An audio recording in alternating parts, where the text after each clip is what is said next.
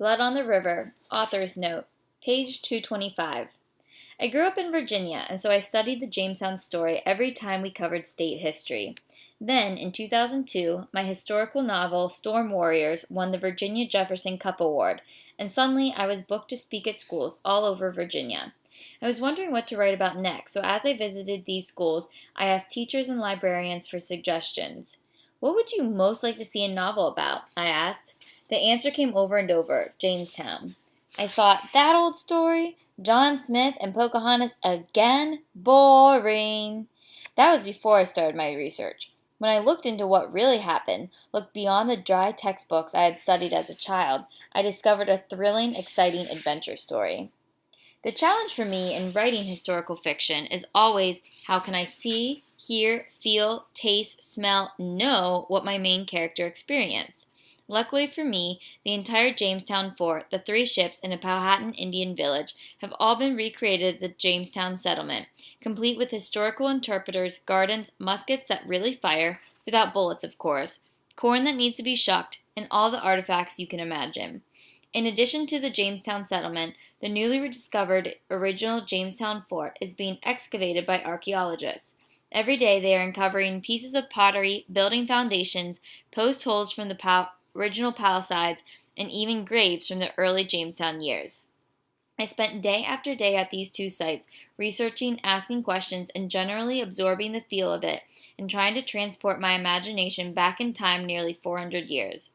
At one point, I decided to do a bit of reenacting myself, and so in May of 2005, I set up camp on the shores of the James River, not far from the original fort. The sights and sounds that greeted me at dusk, midnight, and sunrise gave me the feel of what Samuel Collier must have experienced that May of 1607 when the colonists first landed. Of course, some of my research was book research too. Several of the early Jamestown settlers wrote the story of their journey from England and of what happened here in the New World. Thank goodness scholars came before me and took the old-fashioned English spelling and modernized it so that it was much easier to read. Here is an example of what the original writing was like, taken from Sir Thomas Dale's June 10, 1613 letter from Henrico. If plenty of victuals will stop these crust people's mouths, surely this harvest being in, they will have in great abundance. But if a greater number be sent, England must prove bread corn for them, until they may reap of these fruits of their own labors. Woof! I'm so glad I didn't have to read that kind of thing for hours.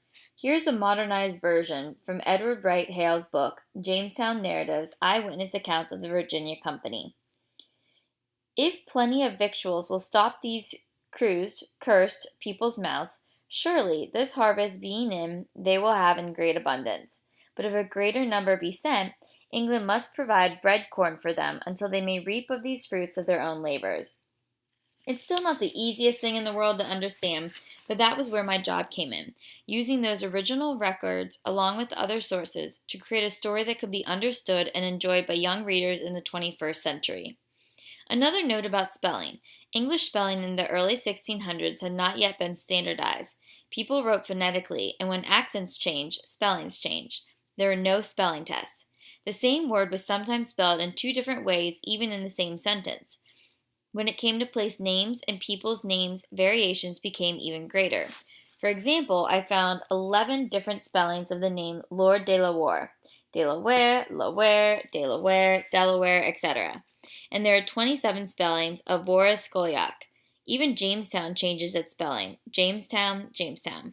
I've tried to standardize the spellings of proper names within this book, but you may see them spelled differently in other sources. Working with original records is not always easy, especially when the same event is described by different people in different ways. For example, in Chapter 8, I mentioned Fort Caroline, the French colony in Florida that was destroyed by the Spanish. There is a Spanish version and a French version of that incident. The Spanish said they killed 130 to 140 men and spared the lives of 50 to 60 women and children.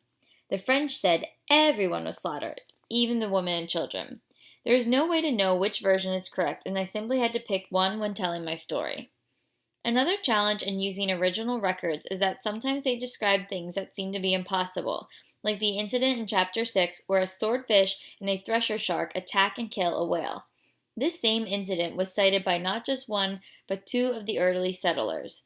William Strachey described the swordfish pricking the whale in the belly with a sharpened needle fin, and both Strachey and Percy described the thresher beating the whale with his fins, or flails. And yet I have heard that fish don't act this way. Did it really happen as it was described, or did these men misinterpret what they saw? Or maybe the whole thing is just a fish story.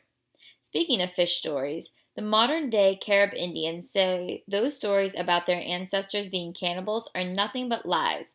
Some historians believe that the Europeans created the image of the Carib Indians as cannibals in order to justify the fact that they treated the natives so brutally. One of the most controversial elements in the Jamestown narratives is the incident where Pocahontas laid her head over Captain Smith's head, protecting him from her father's warriors who stood over him, their clubs raised. Some historians believe that the incident never even happened.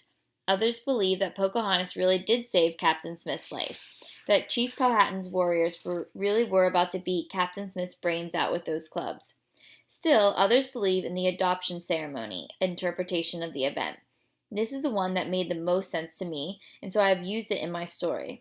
I do want to set the record straight about one thing. No matter what you have heard or seen in the movies, there is absolutely no evidence, not even a hint, that there was ever any romance between Captain John Smith and Pocahontas.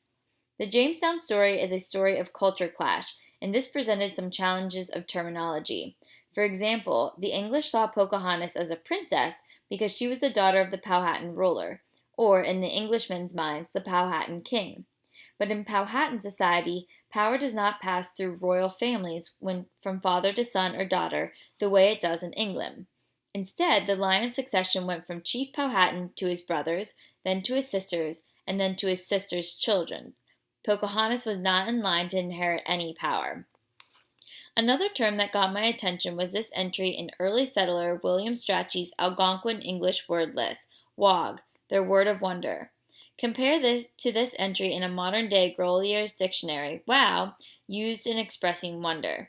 Jamestown historian Edward Wright Hale states that the word wow most likely comes from the Algonquin word wog. It's the same pronunciation. The British surname Wah is pronounced wow, so Strachey was just writing phonetically. I know most dictionaries say that wow comes from Old Scottish, but a whole collection of dictionaries will tell you that the term powwow comes from Algonquin and means literally, he dreams. It originally referred to a medicine man or conjurer whose domain was the world of wonder. Opinions will vary on this, but I tend to agree with Mr. Hale that our word wow most likely comes from the Algonquin language. This book, like my other historical novels, is a mix of what really did happen and what could have happened. All of the major events and most of the minor events are based on what happened on the journey from England and in Jamestown as described in the narratives written by the settlers themselves. All of the characters, once the story leaves England, were real people. Samuel Collier was a young boy who came to Virginia on one of the first 3 ships as a Captain Smith's page. I did have to invent Samuel's backstory, his family life and origins. The records indicate that Samuel went with Captain Smith on 2 expeditions. The first was to Werowocomoco in the fall of 1608, where the Indian maidens did their warriors' dance. On the second expedition, en route to Werowocomoco, Samuel was left to live at the Weroskoyak village for a time. Samuel did stay in Virginia when Captain Smith left for England. The 4 boys who came over on those first ships were Samuel Collier, Richard Mutton, James Brumfield, who really was just 9 years old, and Nathaniel Peacock. One boy was killed in the first large-scale Indian attack in 1607, and it was neither Samuel nor Nathaniel because their names appear on later lists. I had to choose either James or Richard to be the one who was killed in the attack, and I decided it would be James. Though in some instances, the dialogue is taken from the original records, for the most part, I have invented dialogue, thoughts, personalities, and the like, and I have simplified a story that is far too complex to be contained in one book. Descendants of the Powhatan Empire still live in Virginia. To learn more about the Virginia Indians today, visit the website of the Virginia Council on Indians, www.indians.vipnet.org. There are 8 state-recognized tribes: Chickahominy, Eastern Chickahominy, Mattapony, Monacan Indian Nation, Nasamond, Pamunkey, Rappahannock, and Upper Mattapony. Their culture is kept alive within their close-knit communities and is shared with the public through their tribal museums and celebrations at powwows that feature drumming, singing, dancing, and other traditional arts. To read more in depth about Jamestown and the Virginia Indians of the past, I would recommend Love and Hate in Jamestown, John Smith, Pocahontas, and the Heart of a New Nation by David A. Price, First People, the Early Indians of Virginia by Keith Egloff and Deborah Woodward, and The Double Life of Pocahontas by Jean Fritz. If you possibly can, go to Jamestown, Virginia and see it for yourself. The following websites will help you plan either a virtual or real-time visit to Jamestown. The Association for the Preservation of Virginia Antiquities, www.apva.org, Colonial National Historical Park, www.mps.gov/Colo, Jamestown Settlement, www.historyisfun.org.